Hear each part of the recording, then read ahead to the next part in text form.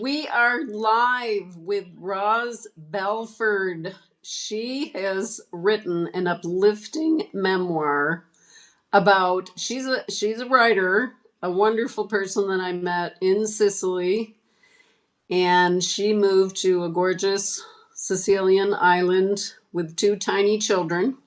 Yeah. And wrote a book about it, which is such a beautiful memoir. I want everybody to get it because it's absolutely, I could not put the book down. It's called Children of the Volcano. Very nice. And I am so happy Ross is here. And if you want to say something about yourself right away before we get into it, because I am just so fascinated by the book. So this is Ros Belford. Hello. What do you want me to say about? Sorry, I missed that. Oh, you know what? It seems like it's a little unstable. I'm gonna move.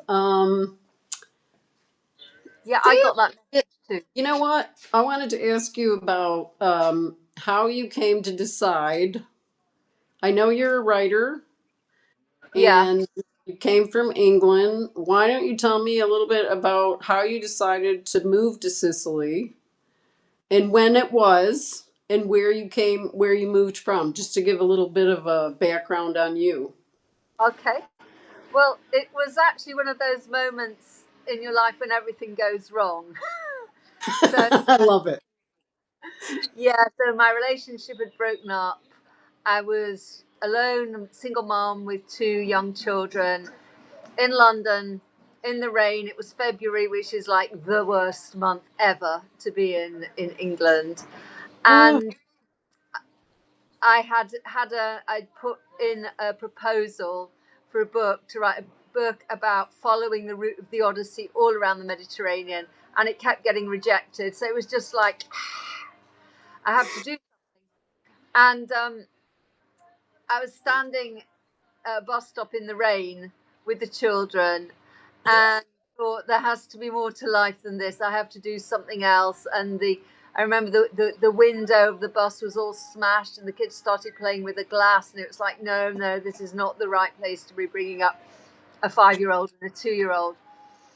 And I'd always dreamed of living abroad, but I'd never had quite the courage to do it. And something just said, okay, this is the time to do it. And I think as a kid, I'd always dreamed of not living in a very boring suburban part of the UK, but living somewhere exciting by the sea with lots of sunshine where I could be outside all the day. So I thought, actually, why don't I try and do that for my kids? And then coincidentally, one of my editors on a newspaper asked me to go to this Sicilian island to write about a tuna massacre, which sounded absolutely horrendous. I'd seen photographs of it, and it was like the sea pink with blood. It was the last thing I wanted to do, but it was like, this was my ticket. This was my chance out. So we went, and the tuna massacre never happened because there were so many protests beginning about it, and everyone was arguing. So it never happened, which I was quite relieved about. And we lived on that island for 4 or 5 months. And there were things that were great, like the sea and the food. And there were things that weren't so great, which was basically the men. It was a very, very almost Neanderthal attitude to women. Neanderthal. That's so funny. It was really, really dreadful. Um, so, um, so I thought I wasn't ready to give up on Sicily. So we went looking around Sicily and mainland Sicily. And at one point we went up Mount Etna, and I thought, well, this is interesting, but I'm never going to live on a volcano. And I kind of, it sort of dawned on me as we'd been all around mainland Sicily that what I really missed was living on a tiny island. So I said, oh, let's go look at these islands. And we did. And we landed on this island called Salina in the Aeolian Islands. And it was almost uncannily beautiful. I mean, it just felt, I could actually kind of, I had a vision as I walked in. It reminded me of a Christmas card, even though it was October, of Oh Little Town of Bethlehem, because it had this big church with a beautiful dome and it just looked super perfect. And the uncannily beautiful thing just continued because we got on the bus. The driver was playing Mozart, and it's like, where are we? You know, where the bus driver plays Mozart. And we were driving up the village. You know, I just sort of get on the bus. We'll just go where the bus is going. And he turned around. I saw the other islands. I said, "Oh, should I go and look at the other islands as well?" And he said, "I think Selena has found you." And I kind of figured out, because you know Italian grammar is very convoluted. I thought, have I understood him wrong? And I did it. No, that's what he said. Selena has found you. And he was right. I suppose is the answer. I just felt immediately at home, and then we met another English woman with a child the same age as my two, or as my sort of age in between them, and we hit it off straight away, and we just didn't look back. It was just like, okay, we're living here now, and we stayed there for 6 years. That's so amazing. Now, tell the ages of your children because they were pretty young. They were pretty young. So Ismani was 5, and Juno was 2. So they were very tiny. And your descriptions of pushing them in the pram over all of these, like, Yeah, we had this double buggy with 3 wheels that was khaki. I'd been given it as a press freebie, and no one had seen anything like it here. I mean, and they called it the tractor because it was huge. I was pushing this huge pram everywhere, but they loved it. The kids loved it, and it was really rugged. So we were going down, we bumping down steps and rugged footpaths and up volcanoes, and we just took it everywhere. We wrecked it in about 2 years, but they were old enough to walk by then. but that's amazing. It lasted 2 years. Yeah, yeah, yeah, yeah, yeah. It was pretty. That's pretty incredible. And I also wanted to mention reading the book, the dialogue was so beautifully. You had mentioned that you kept notes, but I wanted to talk to you about that because it was so spot on. I felt like I was there in the room as you were saying what everybody was saying. Very colorful characters, I've got to say. Oh my gosh, the way you described everybody and what they were saying, it was something that you just felt so like you were a part of, like you would almost forget it was a book. Thank you. Yeah, because of course there's a slight problem as a writer if you're writing, you're doing dialogue, which you're actually talking in Italian, but you have to write it in English. Oh boy. So that's quite, you're not going to do it literally. You're going to get the sense, and you have to try and capture, I think, the character of the person who's talking. So, like my friend Electra, she's someone who's in the book quite a lot, who I absolutely adore. In fact, I just saw her 5 minutes ago for a coffee. Oh. She's a bit of she's a kind of natural poet, so she's always searching for exactly the right word, and she just comes out with these beautiful things. So she was a joy to write, and then other people I'd be taking. It's funny because I'm going to be teaching a creative writing course here in October, and I just had to finalize it, and I was thinking, yeah, because when you're taking notes, you need to also be looking at the body language and what's happening in a room and what's happening to a face as they're talking. So I've been thinking about that quite a lot recently. And it was very interesting, just talking about observation, because this week I was with another friend who's a journalist who doesn't speak a word of Italian. She was getting so much of the conversation just by observing. So what I did back then was I had a school notebook, and I just kept a diary. So every morning when the kids were at nursery school and school, I'd write what had happened the day before, so that I had this like big pile of notebooks. I mean, it'd be very, very scribbly and notey, but it was enough to trigger my memory, and yeah, just enough pointers to sort of think, oh yeah, it was that. Then I had the other advantage because I wrote the final version, 20 years after I'd lived here. But I lived here for 6 years and then was coming back. And I wrote it here. So I was able to see the people that I was writing about. So I didn't forget them. People on Favignana would be different because I've never been back. So they're very much kind of ingrained in my head. Whereas the people here, there's a continuity. So it was slightly different writing about the two islands from the point of view of the people. But that's brilliant about writing it down as it was happening. Because I find as a writer too, when I'm in the place that I'm writing about, it feels much more connected. But there's one thing I wanted to ask you about. I didn't even think about this. When you had first moved there, you're Yeah. hearing all of this in Italian. Were you already fluent in Italian at the time that you moved to Salinas? I was pretty fluent. I mean, I'm much better now, but I'd learned Italian in my early 20s. And then, age 26, I got a job writing The Rough Guide to Italy. And from that point on, I'd done 2 or 3 years Italian. Then to Italy, where you just have to go, writing a guidebook, you have to talk to everyone. I mean, I can remember arriving in Milan and my mind went blank. I couldn't remember the Italian for a ticket. But had to talk.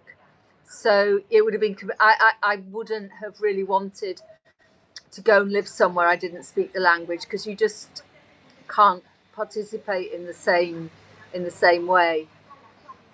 Yeah, you can't. I'm finding that for sure because I miss hearing all of the dialogue that's happening around me, and I Yeah, can pick up the words, but you I can pick up a lot from watching faces. This is what my friend Alex demonstrated. I thought, how do you know all that? And the people that I knew well, that she was just observing, she got them like that. So it's interesting. And I think at first as well, because I was needing, Sicilians gesture all the time, yes, and all this. All that I was really helpful because you're looking for every clue you can have to understand the gist, and then you get them speaking dialect, which is quite a challenge as well. But in time, as long as I don't think too much, I can understand dialogue. If I thought about it, I'd freeze. But if I don't think about it, I can understand it pretty much. well, I think that's quite an observation about the actual. I mean, thank God Italians and Sicilians are so poetic with their hands Yeah, that they are. they give you a lot in a conversation, and also they're very. I've found in Sicily, in particular, really kind and generous about when I murder their language. Yeah, no, they are. They love it. Yeah, they do. They're very kind. Yeah, they don't laugh at you ever. Yeah, No, I and they really love. feel well. Well, they love to have the opportunity to practice their English, and people who speak English are very proud of it. And the new generation have all done English at school, and they're really. It can sometimes, if you. I've had friends who are coming who are learning Italian, and they actually find it really difficult to get the chance to practice Italian because when the Sicilians hear that they're English, they want to practice their English. So, but it's just it's a sign of the kind of warmth and hospitality of them, isn't it?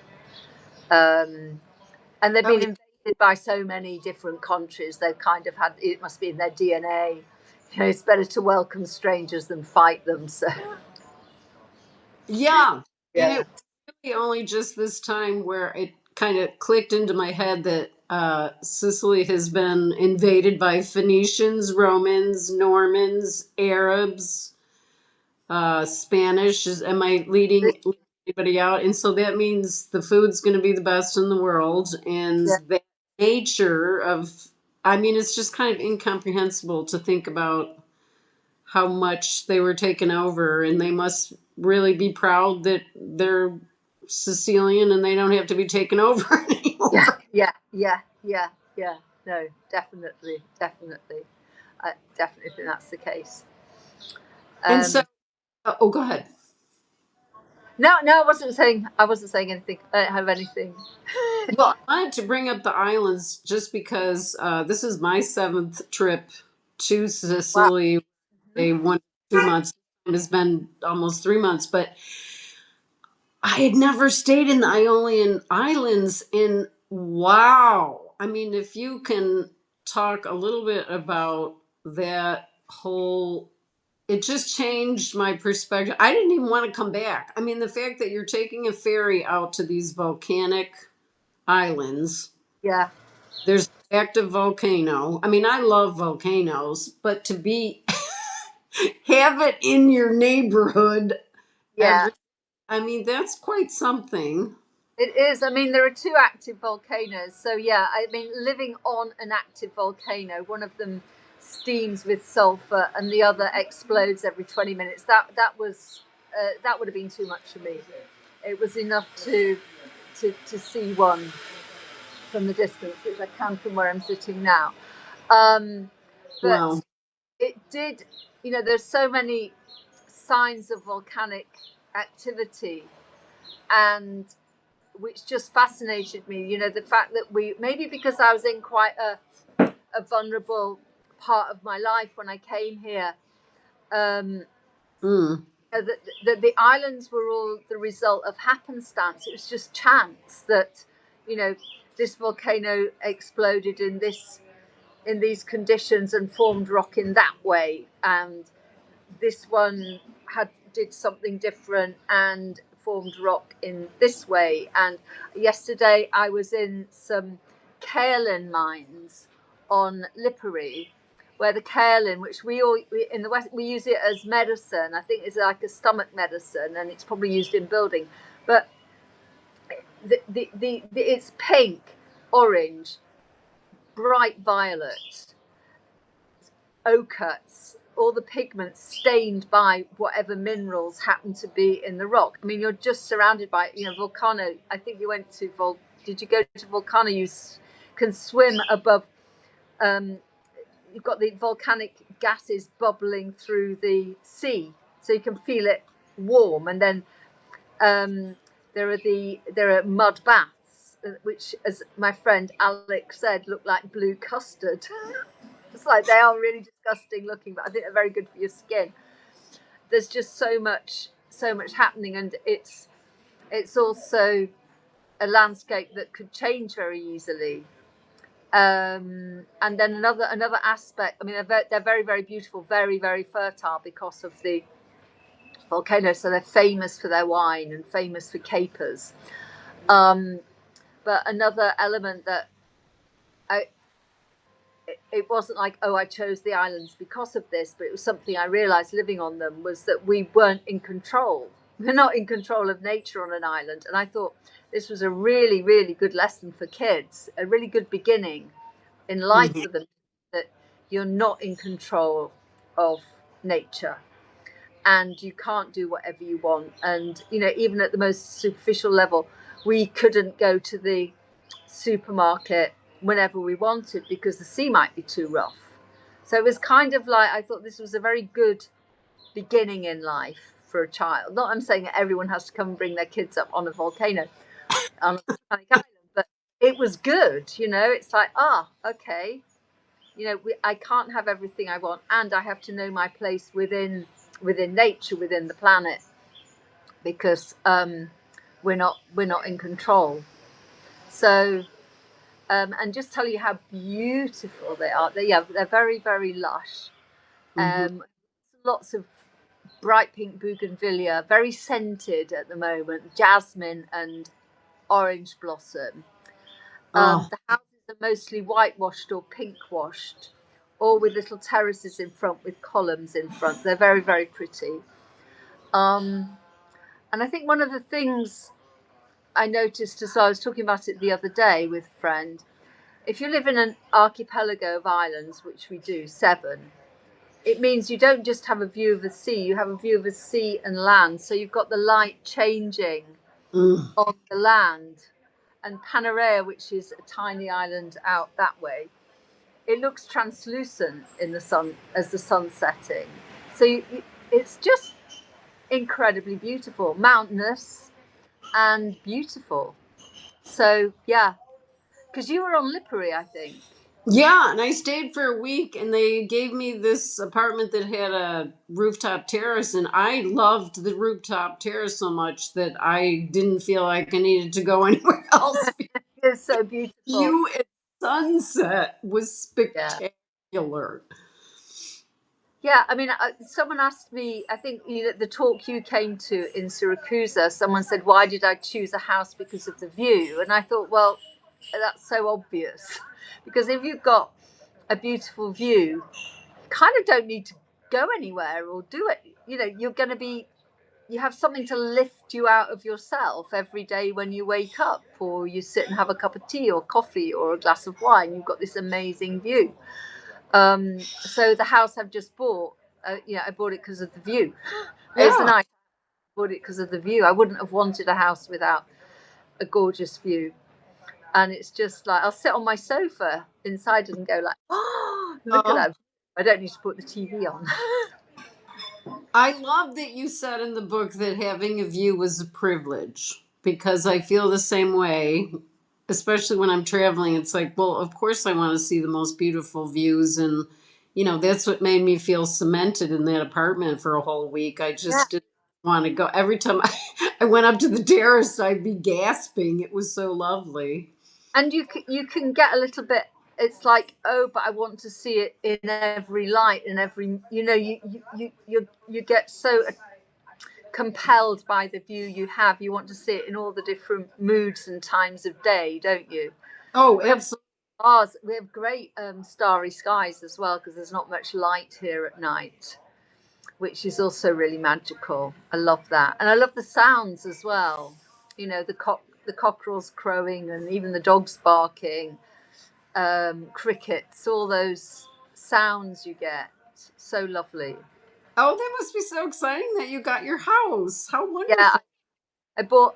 It's an 18th century chapel, so Oh, I mean, it's habitable, but I'm in the middle of um, restoring it at the moment.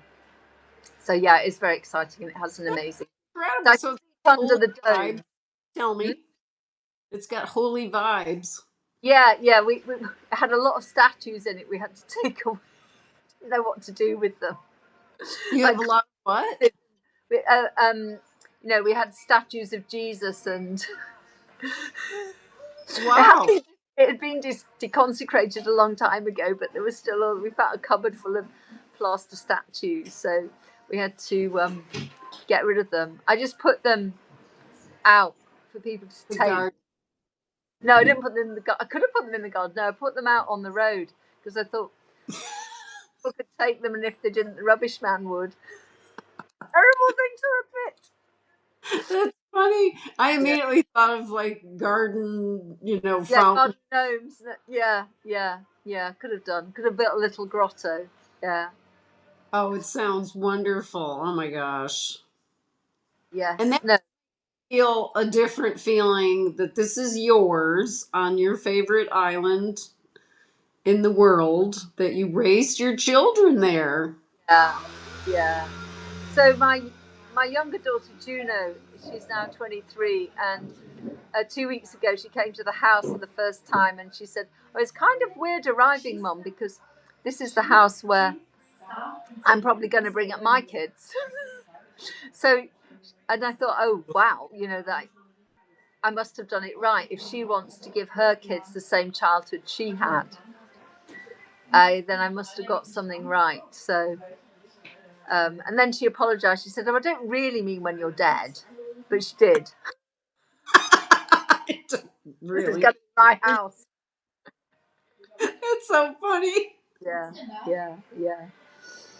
Oh, and I loved how you ended the book with having each of your daughters write their experience in a chapter that I almost cried when I read what Juno had written. It was so heartfelt about her childhood. I mean, I think you asking them to do that was such a great opportunity for them to express what that meant to them because it was very tenderly conveyed in what they had written. And I was really struck. Yeah, I thought, well, one of the reasons that I only realised with retrospect that I waited so long to actually finish the book was I kind of needed to know that they had turned out okay. You know, I'd done this big experiment. It was about me. I had the choice. They didn't. They just had to come with me. And I thought, I need to see they're okay. That my experiment worked, and yeah, it did. And then I thought it's only right that they get to say how it was, because they were really at the coal face. You know, they had to go to school and they had to do what they were told at school, and be up with the other kids, and it was a tough childhood. But it was they had a lot of freedom, and the school was terrible, but I compensated. I just brought suitcases and suitcases of books over from the UK. So they had access, and then the internet began, so they had internet. um, and they did, they both got degrees. Izzy went to Cambridge, Juno went to Bristol. And yeah, they're doing well. But Selena's still home. They're very clear on that Selena is home. Yeah, and see, the thing that also was so impressive to me was that childhood of playing, and you describing their friends and going to the beach and things like that. I mean, that's pretty idyllic when you think of it, that you have the freedom to be in nature like that. Because everybody that I know that had a lot of nature in their childhoods have a really different attitude about life, and you gave that to them. Yeah, no, that was important to me, and I think the thing was as well that because you could be outside, so much, which, gosh, it's not, it's sort of not sunny, but it's really glary. Yeah. You could be outside sort of most of the year, not wearing too many clothes. I mean, the kids were barefoot most of the time. There's a dog come to say hello to me. So that was pretty special, and they're quite adventurous now. And I another thing that I think about a childhood like that is that they learn to take risks, and I think assessing a risk for yourself, not being mollycoddled, but Hmm. like, am I going to fall off this rock? What is going to happen if I fall? All that stuff, in some way, possibly is transposed to the virtual world, the digital world, because if they've had to make decisions for themselves about danger, also about they had a lot of freedom, so they'd be meeting other adults that they didn't maybe know, tourists and stuff. They'd have to assess them in their heads. This is good. It's good practice. And I don't think anyone could pull the wool over my kids' eyes, digitally or in real life. They're very astute, and read people well. So yeah, I think that in some way, having a childhood where you are given the freedom to fall down, take risks, hurt yourself, is actually quite good for later life. Oh, I agree. Absolutely. There's a really interesting book it came out last year called The Anxious Generation by Anthony Hayden, and he says, we overprotect our children in the real world, and then we just let them loose. digitally, where there are so many more dangers, Oh my gosh. and that we've kind of got it the wrong way round. So Well, yeah, I think we're kind of still learning ourselves because, after living in the heart of Silicon Valley for 4 decades or so, I feel like we didn't know that a lot of this fraud thing could just be invented so easily. Like it didn't start out that way. It was like, oh my God, this is so exciting.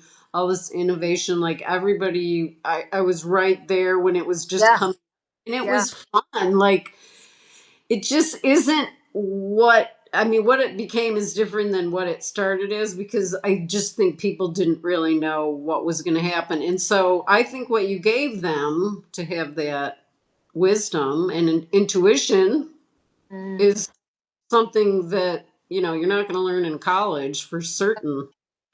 No, no. I mean, the internet at the beginning, it was all very idealistic, wasn't it? Yes. I was reading that most parents parents who work in Silicon Valley who are involved in tech don't keep don't let their kids go free on their smartphones. It's like the people who work in it say, no, no, not having a smart. Well, that was probably because a lot of, they were probably given the freedom at first. Yeah, and then and then when they saw, but it wasn't, I think when you offer, being in the center of it like that, I think when you offer a lot of, like, I made sure my son was having all of this art and, all these extracurriculars, so it wasn't as attractive, I think, as maybe the next generation found it to be. I don't yeah, know. Not sure. That's an interesting thought yeah, about that, yeah. because I don't know how well people are really policing that. To No, tell you the truth, I don't know. no, no, no. I'm glad that I didn't have a smartphone when I was a kid. Although I would have loved it, of course. But Right. finding being in Cefalù. Oh, I love it. Yeah, I've the apartment I have, I just absolutely love it. It's got this tiny little terrace with a view. Okay. And I stayed in Syracuse for a month, and I liked that apartment too, but it was darker and it didn't have that nice view. So as soon as I got here, I opened the curtains, and this is like the fourth or fifth time I've rented it, and I love the owners. They own the whole building. It's the top floor, and I love this little town. Yeah, yeah. No, it's a very special place, isn't it, Cefalù? Yeah, has a bit of everything. If you don't know Cefalù, well, you will do if you follow Mary. But it has this huge beach and a Norman Yeah. cathedral and a beautiful town. It has great ice cream as well. I seem to remember. Oh my God. Yeah, that's dangerous. I mean, there's about 15 Yeah. places you could go and walk to. Oh, but I did find a very special beach. It's called Calura, and it's a tiny beach. It's a long hike, but beautiful. All these rock outcroppings. So it's Oh, a sandy one, which is yeah. gorgeous. But the most of the tourists go there, and this one is just so magnificent. Yeah, and I've been jumping in. Good, good, good. Yeah, I swim every morning. Oh my gosh! Yeah, yeah. No, since January I've been in every morning because the sea's much warmer. I mean, there's so much warmer than it is in the UK. It's it's So you don't feel shocked when you get in, because I've been in a couple of times, but it is freezing over here. I mean, how is it? How is it for you on there on your island? because I cold. No, I was swimming in the river in Cambridge, UK, all year with my Nice, friends. So we were getting in nice. at three when the water was like 3 degrees C. So here I think it must be the water must be about 16. So I think it's quite warm. It's like I don't get the shock. I think, oh, this is okay. Oh my gosh, that's It's habit. It's tired. habit. It's Yeah, half. yeah, yeah. It's yeah. After I mean, we went in Cambridge. We we've broken the ice to get in just for the kick of getting into. Oh, Yeah, it's a like weird English thing. okay. This is very encouraging to me and Yeah. motivating to do it every day before I have to go. Well, we were talking a little bit about being older and Yeah. living your life fully, which I thought was something fun that you brought up to address because, now your children are off doing their own thing and you're in a new chapter in your life. You've got this beautiful place that's yours and, you're in a new chapter of your life. Yeah. I feel like that too. Yes. No. It took quite a lot of thinking to decide where to live, where I wanted to go, and I thought, well, actually, I thought I'd never be able to afford a house on Salina, so I didn't think it was a possibility. So I knew I wanted to be in Sicily, because I love it more than anywhere else in the world, and all my work's here.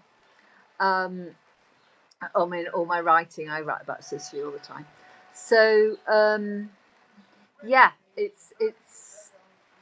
was quite a big thing to say, yes, I'm going to leave the kids in a different country, even though we're not very far away, because they were kind of, we saw each other a lot, but I think I realized I had to move somewhere where I already knew people. I'm quite I'm quite sociable. I like people. And I had really good friends in Salina and in Syracuse, but I thought, no, I think I really want to live on Salina again. So I feel very happy. But I knew that at my age, I didn't want to go somewhere new and start again. Not, yes, to visit, but not to buy a house somewhere where I knew no one, because I liked the connections that I had. I mean, there are people here that I've known for 20 years, and that is quite meaningful because we've seen each other go through different phases of our life, difficult things, great things. We've gone through things together, and that is important. I mean, Emma, who's in the book all the time, the other English mum, we see each other every day, and I'm always nearly missing the bus home because we're talking so much. It's like we haven't run out of things to talk about yet. So I don't In think, 20 years. yeah, I don't think we ever will. Um, so yeah, and also I realised I think I wanted to be somewhere where I could feel happy alone. And there are things here that just lift my mood.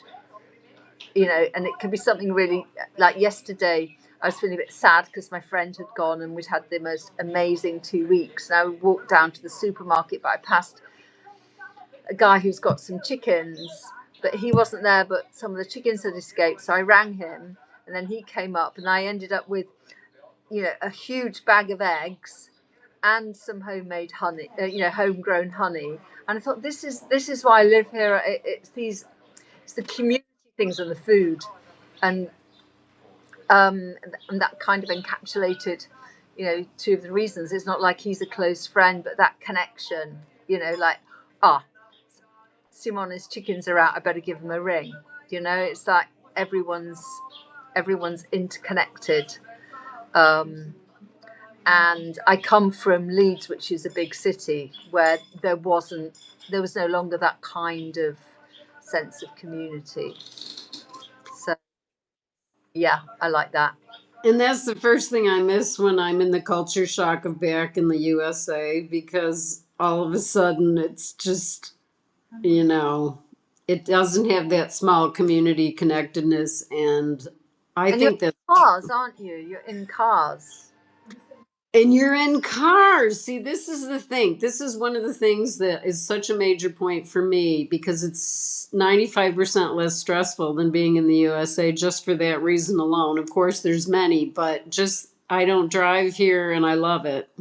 Yeah. I mean, I drive here, but I realise that people use cars in a different way. So no one looks at the car; they always look inside to see who's there. And there's a little bit in the book where we went to Palermo, which is the capital of Yeah. Sicily. And on Selena, if anyone sees you, they go beep beep. And we got to Palermo. Gina was about 3, and it's beep beep. And Gina goes, I didn't know we knew so many people in Palermo, Mummy, because she thought all this like raucous sound of the traffic were all people saying hello to us. So yeah, that's and also here. I mean, there's a scene in Favignana as well where people are talking. They go like this guy would go slower as he talked. So the more he talked, the slower he drove. Or people will see, well, they'll cross a friend and they've got they're in the car. And they'll just stop in the middle of the road and have a chat. It's a whole different. And they use the cars like they use the donkeys. You know, it's a Love whole that. a whole different sense of time. I think here. Yeah. I mean, I lived in Hawaii for 3 years, so I Wow. had a little bit of that kind of community feel of people knowing each other. I lived on Kauai for 2 years. That's a pretty small island. And it's so different when Yeah. you're driving. You're right. I mean, in a small way, in comparing, because actually people didn't honk at all. They would just kind of Oh, wave and let you in, and yeah.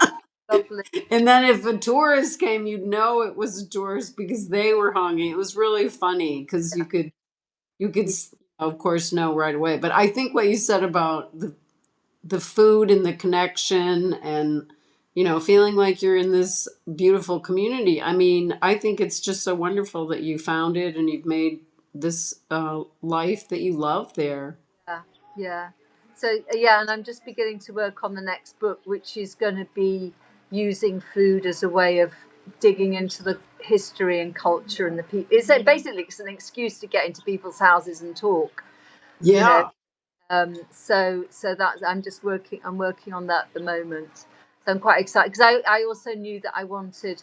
Thought, oh, what do I want my next book to be about? And I thought, yeah, I'm on my own. I want to be traveling around and meeting lots of people because I'm not the kind of writer who just likes to stick herself. I'm not a hermit. I write in the cafe every day. I like people around me, and I thought, yeah, I want a book that's going to be about people. So yeah, so I'm just getting this food book, um, getting the proposal together at the moment. So Oh, great. yeah. So excited by Well, that.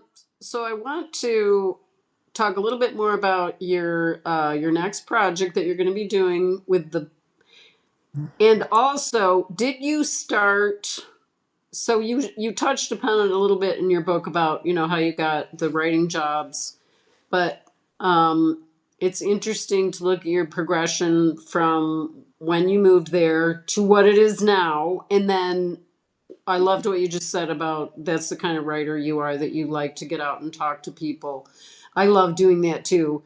You Yeah, have, you know how to do, speak Italian, which you can really be in, the culture that way, which I see now. I've got to know. It would be a yeah, lot more yeah. fun. Oh, Worth and the it. other thing I want to talk about is your hiking.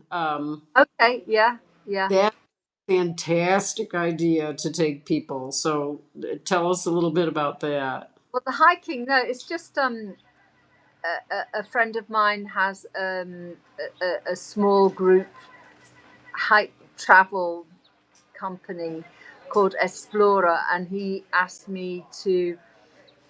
I'll be working with another guide, but because I know the island so well and have so many stories, he said, "Would I be the kind of the hiking guide? So to talk to Great.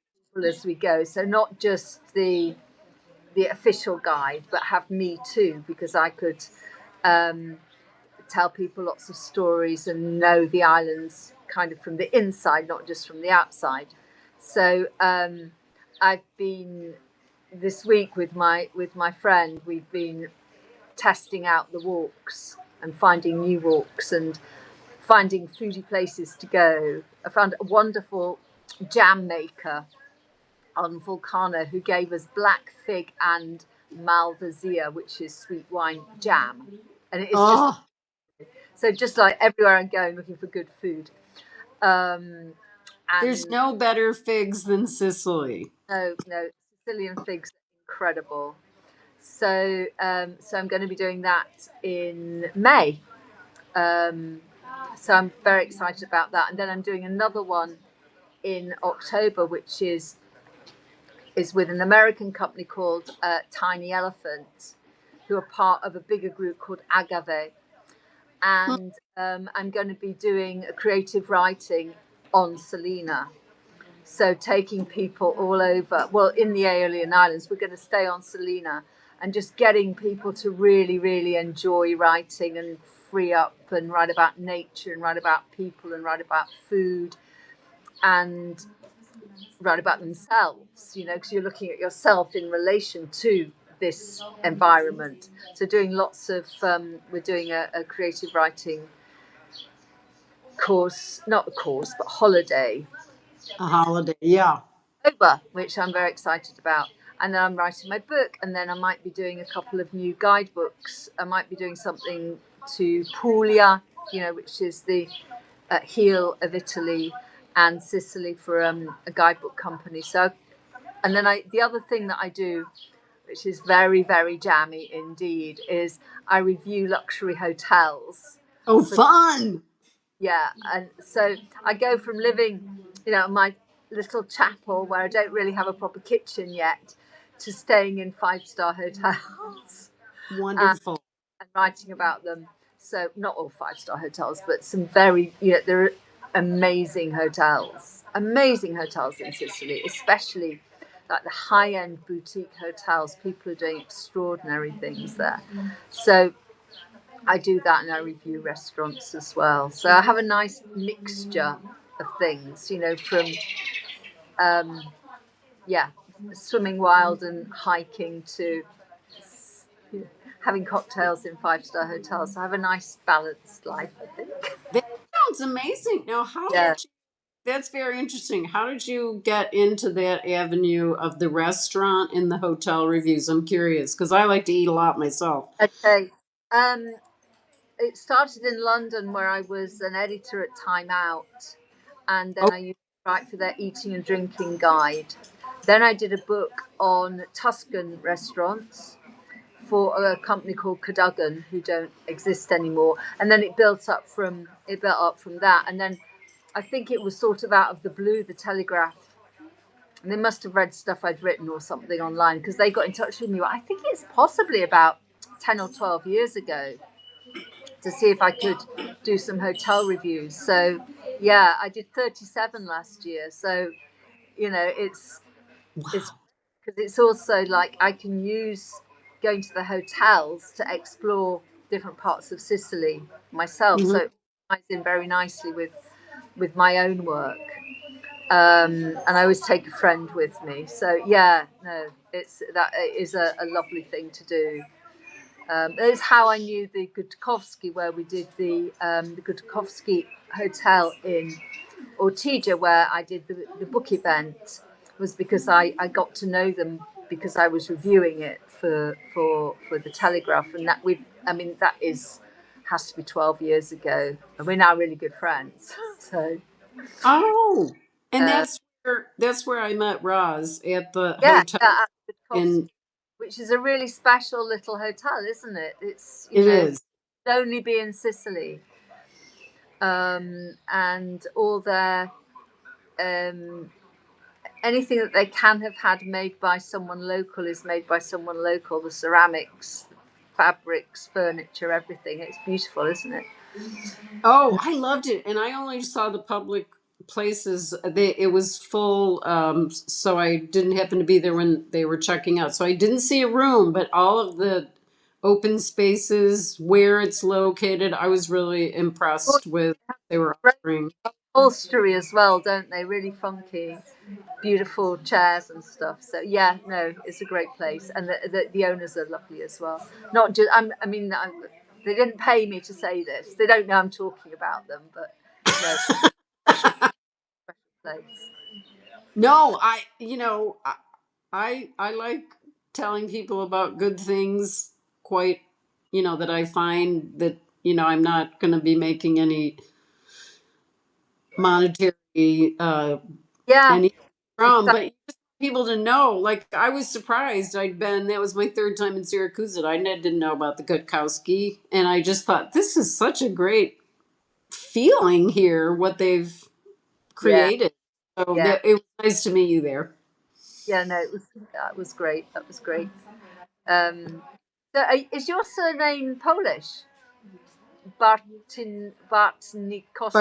Bartkowski. Yeah. So the interesting thing is, one grandfather was born in Poland, and the other grandfather was born up the road in Isnello, above Sheffield. And I haven't been to Poland, but so I'm half and half. And Yeah. I kept my name that I was born with. Aha. From I was married 20 years, and then I started traveling after I chose to be divorced. So yeah, life opened up in a much different way than yeah, it yeah. No, yes. No, no, no. We mustn't say anything that's anti-male, but Oh yeah, I mean, I didn't mean it like that because I love men; they're wonderful.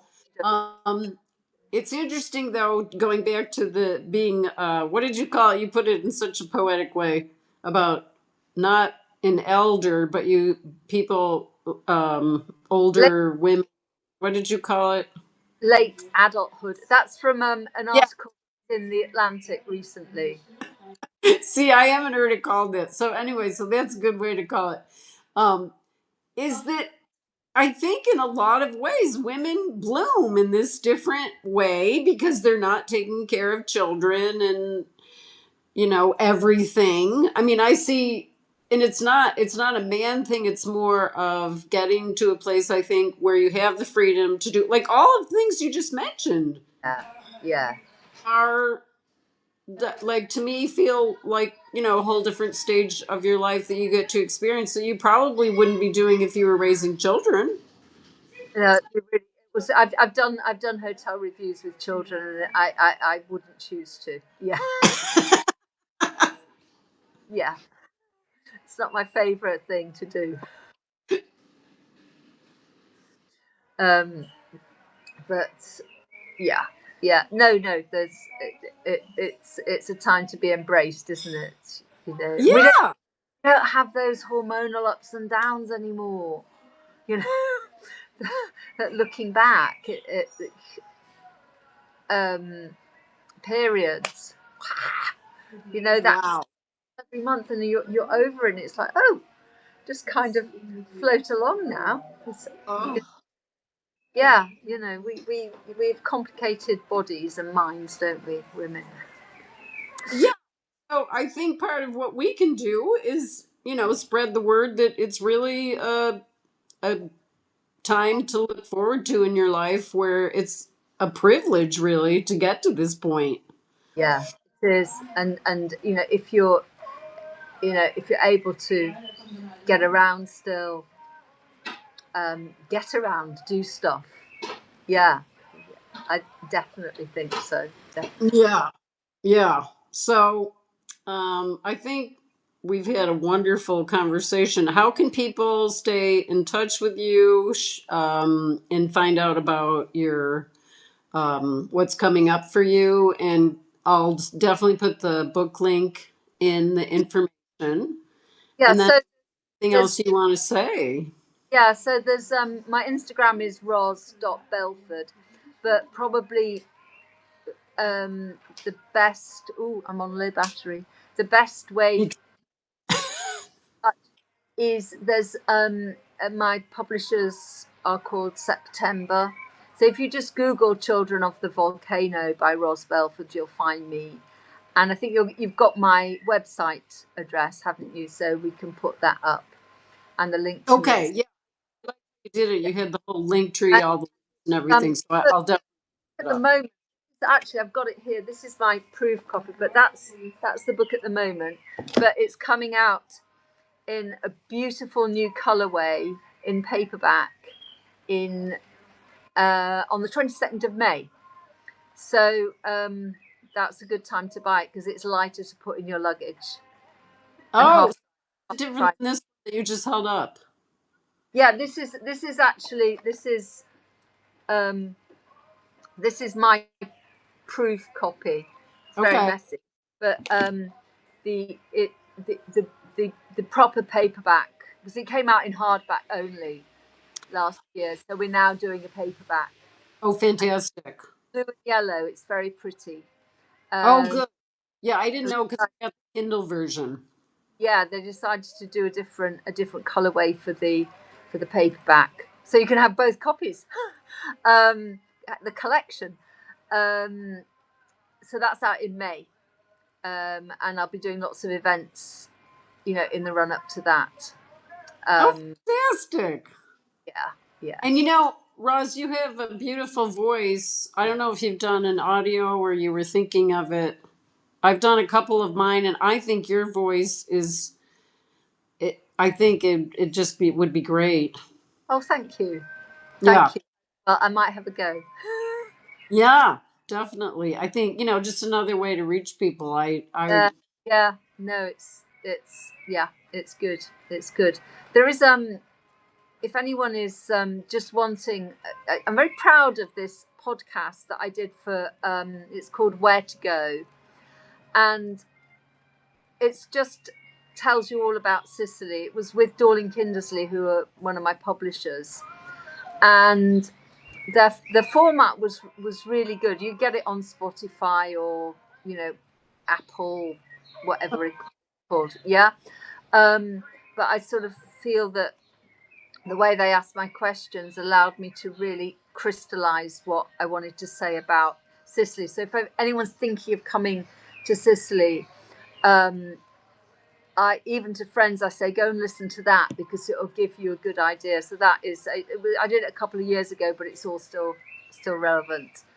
Oh, okay. Well, I could put that in the. Yeah, Do you want the link to that, and then I'll put it in the post because I'll be putting it out there all week. yeah, lovely. Okay, well my battery's going, Mary. So Yeah, maybe mine too. So thank you so much. This was great. I'm so honored that we could have this time, and you're wonderful, and I can't wait to read your next book. okay. Thank you very much, Mary. I look forward to reading more of yours as well. Your wonderful Substack. Oh, thank you so much. Yeah, and I'm going to come see you on Selena. Yeah, do definitely. Okay, take care. Okay, ciao, ciao. Ciao, ciao. Bye, bye. Bye.